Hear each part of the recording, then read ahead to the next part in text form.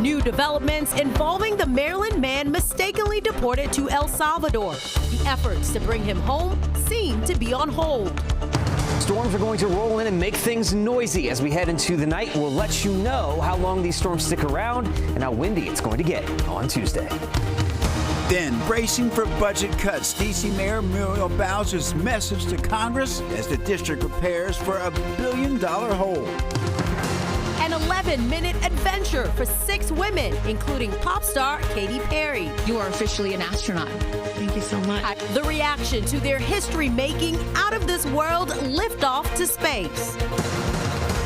And later, tax day is coming up tomorrow, and you may need some help filing. We take a look at your options no matter where you are in the process. You're watching the station covering all of the DMV. This is DC News Now.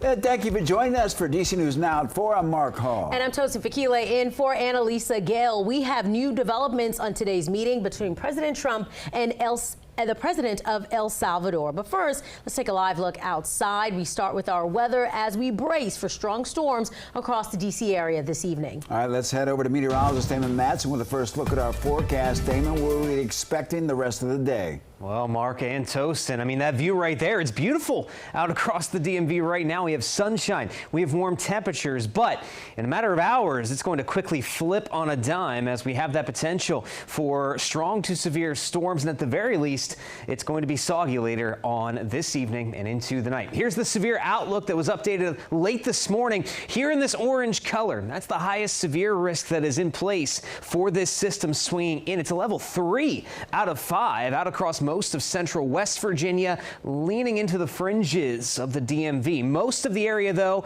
highlighted here in the yellow, under a level 2 risk. We've had a couple of level 2 risks for severe weather already this spring, so it's enough that we certainly should be on our guard, especially the more west you are as we head into the night. Now, right now in the DMV, yeah, plenty of sunshine. Nothing is happening at all. But if we look back toward this cold front here, there are storms firing up in southwestern Ohio. A couple of severe thunderstorm warnings have already been put into place for those storms as they track east, and that's the activity that we have to watch as we move on into the night. So we have another few hours where things stay relatively quiet.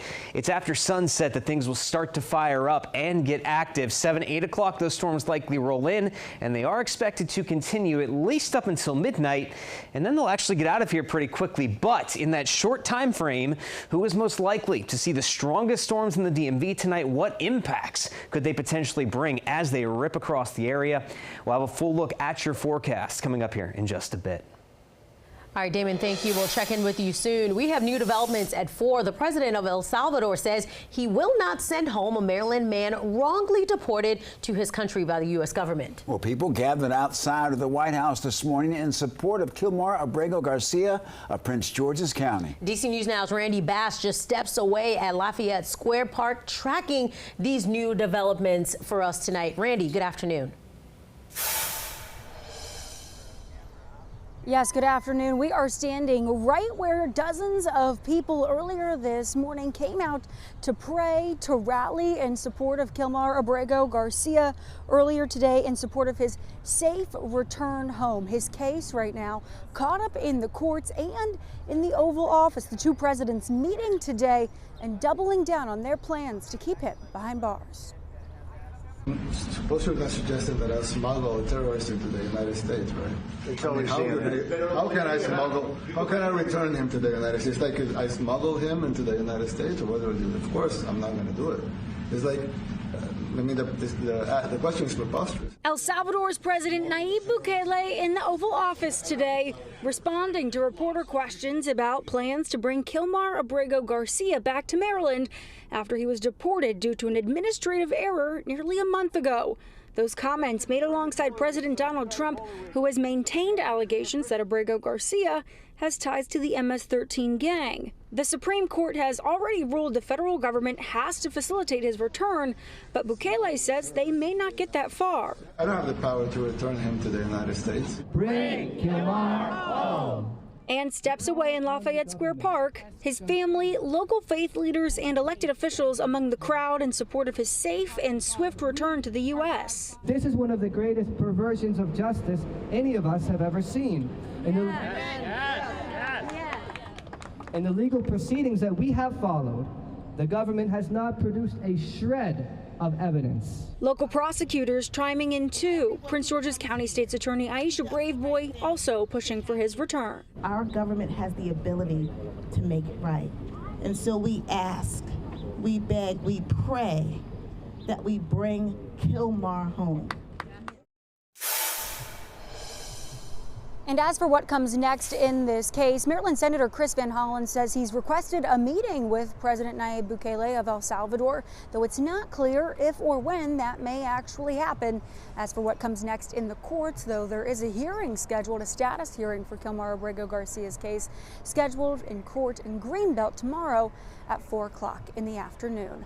Outside the White House, I'm Randy Bass, DC News Now. All right, Randy, thank you. Federal agencies are facing a deadline today to present their plans for another round of mass firings. Those agencies are also expected to outline how they will potentially move their offices out of D.C., where it's less expensive. This is all at the direction of the Trump administration's Department of Government Efficiency, led by Elon Musk. Some agencies, like the Department of Health and Human Services, have already announced their latest round of layoffs. An estimated 60,000 federal workers have lost their jobs as part of the administration's plan to shrink the federal workforce. In Virginia, police have charged a man with murdering a teenager in Ashburn. The 16-year-old was found shot inside a car at Southern Walk Plaza on Saturday. Investigators believe he was shot somewhere else and then driven to the shopping center where he died. The suspect, 19-year-old Fadlah Mohammed, was taken into custody yesterday. He's being held without bond at Loudoun County Detention Center.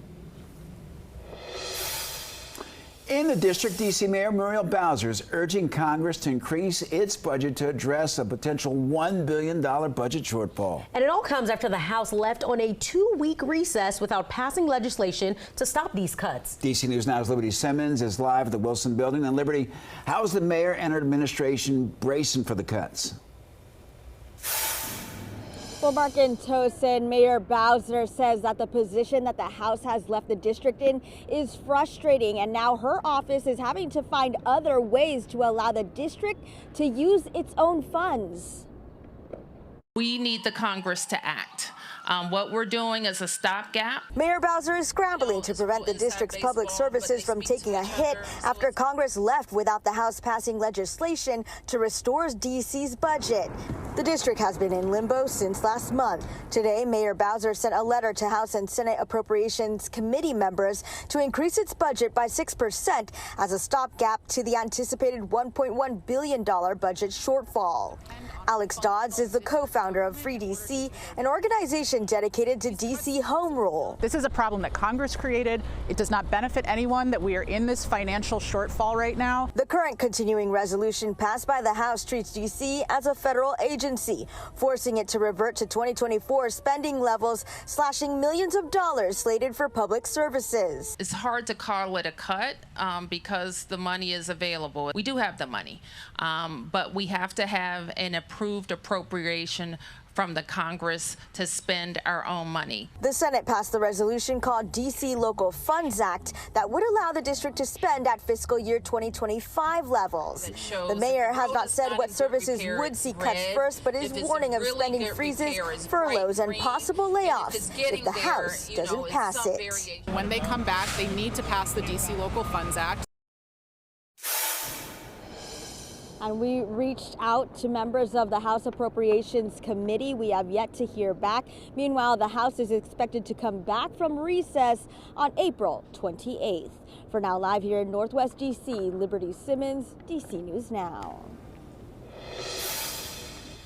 All right, Liberty, thank you. Whiplash continues from President Trump's changing tariff plans. The president now says he's considering temporary tariff exemptions on car companies. And it follows his announcement over the weekend that some tech products like smartphones will temporarily be exempt. The president also says he plans to enact a new tariff on imported semiconductors in an effort to move manufacturing to the U.S. The president continues downplaying fears of economic turmoil, even saying today that he's fixed inflation.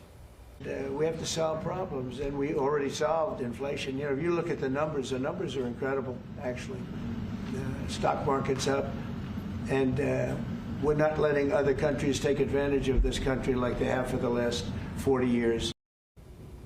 Now, while stocks rose today, President Trump's rocky tariff rollout has world leaders and economists on edge. Even though Trump has paused some tariffs, he has kept that 145% tariff on China. China's president today saying there are no winners in a trade war or tariff war, and says the U.S. and China need to work together.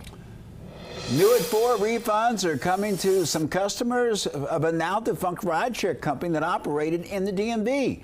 When Attorney General Brian Schwab investigated Ruby Rides, he found the company was unlicensed but still marketed itself as a safe option for kids. Schwab says that the company also misled customers about its services and withheld refunds it had promised. Now, the rideshare company operated in D.C. from 2021 to 2024. As part of the settlement, Ruby Rides must pay $50,000 in penalties and issue full refunds to all D.C. customers with outstanding account balances. The rideshare company must also permanently end operations in the district unless they change their practices. And in Virginia, cracking down on people who don't take care of their lawns. If people's lawns get out of control, Fairfax County says there is now a way to report it. The Department of Code Appliance will receive grass complaints online or through the phone. This is according to ffxnow.com. Grass height cannot be taller than 12 inches on property less than a half acre. If it is in violation, a notice will be sent out. If it's not cut within 14 days, a contractor will be sent out to cut your grass, and you'll be invoiced for that cost. For the full list, you can head to our website, dcnewsnow.com.